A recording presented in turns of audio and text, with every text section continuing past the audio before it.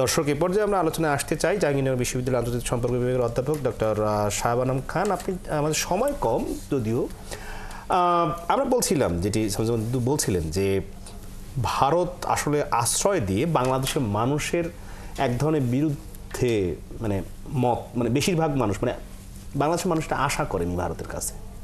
প্রথম কথা হলো যে দেখেন আমাদের তো ভারতের সাথে ঐতিহাসিক সম্পর্ক, মানে ৭১ সাল থেকে বলেন তার পূর্বে তো আছেই, সেটা তো আছেই। ৭১ সাল একটা স্পেশাল মাইলস্টোন। তার পরবর্তী সময় মুশকিলটা হচ্ছে যে যারা ভেটারান পলিটিশিয়ান ছিলেন ভারতের তারা এই জিনিসগুলিকে অনুধাবন করতেন।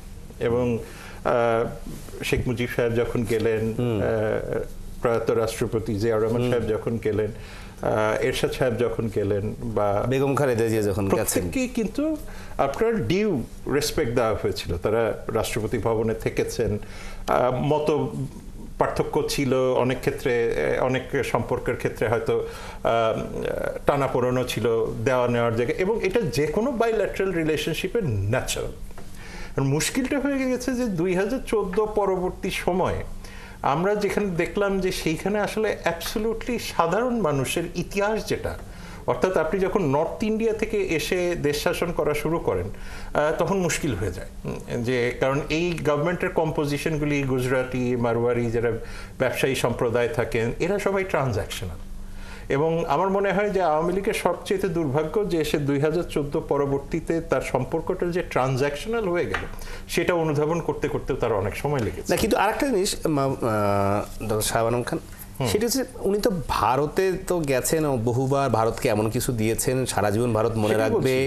একই রকমভাবে বোয়িং কেনার চুক্তি সহ নানান পৃথিবীর বিভিন্ন জায়গায় বিভিন্ন দীর্ঘ সময় ধরে তিনি ঘুরেছেন। সেটাই বলছি, তাহলে সারা বিশ্ব মানে সেটাই বলছি যে একটা হলো যে ট্রানজ্যাকশনাল প্লাস ট্রানজ্যাকশনালের বিনিময়টা কি আমার পাওয়ারে থাকা, যে কারণে আপনার ২০১৪, ১৮, ২৪-এর ইলেকশন নিয়ে মার্কিন যুক্তরাষ্ট্র অবজারভেশন দিলেও, ইউরোপিয়ানরা অবজারভেশন দিলেও ভারত 100% এটাকে সাপোর্ট করে গেছে, এবং সেইটা তার জাতীয় স্বার্থের জন্য যেটা দরকার সে করেছে। এবং আমি মনে করি যে তার জাতীয় স্বার্থ সে দেখবে, কারণ প্রশ্নটা ছিল যে বাংলাদেশ তার জাতীয় স্বার্থটা তখন দেখেছে কিনা, মানে যে রুলিং পার্টি দেখেনি। এখন যে কারণে আজকে দেখেন যে এই যে পিপল টু পিপল রিলেশনশিপে যেটা ঐতিহাসিক সম্পর্ক, সেই জায়গাটাতে কিন্তু বারবার করাঘাত দেওয়া হচ্ছে। অর্থাৎ এখন যারাই ভারতে যেতে চাবেন তাদের কিন্তু একটা মনে মনে শঙ্কা থাকে যে যাওয়ার পরে কি আমাকে একটা হিউমিলিয়েট করবে কিনা, যাওয়ার পরে, কারণ আপনি সমাজের রন্ধ্রে রন্ধ্রে জিনিসটা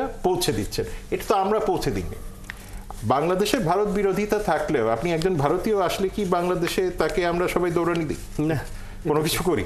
যা ডিউ আপনি আসছেন, বেড়াচ্ছেন, ঘুরছেন, পলিটিক্যালি আমরা স্টেটমেন্ট দিচ্ছি হয়তো বা দিচ্ছি, তো কোন ভারতীয়র প্রতি আমরা মানে বিমাতা সুলভ আচরণ আজ পর্যন্ত করেছি? যারা কাজ করছেন এবং বাংলাদেশে যারা ভিসা মানে বৈধ ভিসা ছাড়াই কাজ করছেন তারা তো এখনো কাজ করে যাচ্ছেন, এবং সেইটা নিয়ে কেন আমরা কথা বলি তো কারো মাথা ব্যথা নেই যে ওকে ধরে পাঠাও, এটা সেটা ঘটে না। কিন্তু আপনি দেখেন, আপনি কিছুদিন আগে বললেন, ওদের এক মন্ত্রী সাহেব বললেন যে মানে বাংলাদেশ থেকে যারা অবৈধ এবং অপরাধী, তাদের অপরাধী তো আমরা দেখতেই পাচ্ছি কারা ওখানে আছে, সো তাদেরকে ফেরত পাঠাবেন নাকি? তো এখন সুতরাং তাদের কথাবার্তার মধ্যে একটা অসংলগ্নতা আছে, এক ধরনের রাজনৈতিক ব্যাংক্রাপসি আমি দেখতে পাচ্ছি।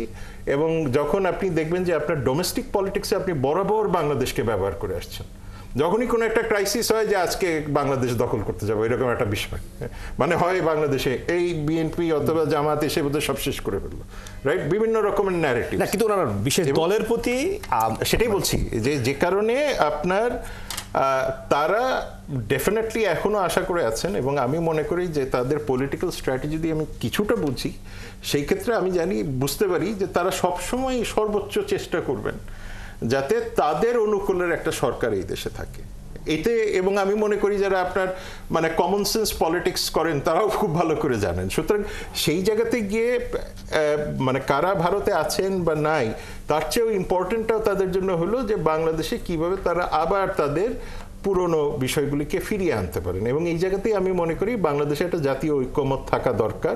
সেটা শুধুমাত্র ভারত কেন্দ্রিক না, সেটা চীন, মার্কিন যুক্তরাষ্ট্র, আফ্রিকা, যে দেশই থাকুক না কেন, আমাদের একটা সুষ্ঠু পররাষ্ট্র নীতি থাকা দরকার। এবং সেই পররাষ্ট্রনীতির বিষয়ে ঐক্যমত্য কমিশনের সভায়ও এর মধ্যে আলোচনা হয়েছে বেশ কিছু বিষয়ে অনানুষ্ঠানিক এজেন্ডার বাইরে গিয়ে যে তারা ঐক্যমত্য করতে চান রাজনৈতিক দলগুলোর মতামতের ভিত্তিতেই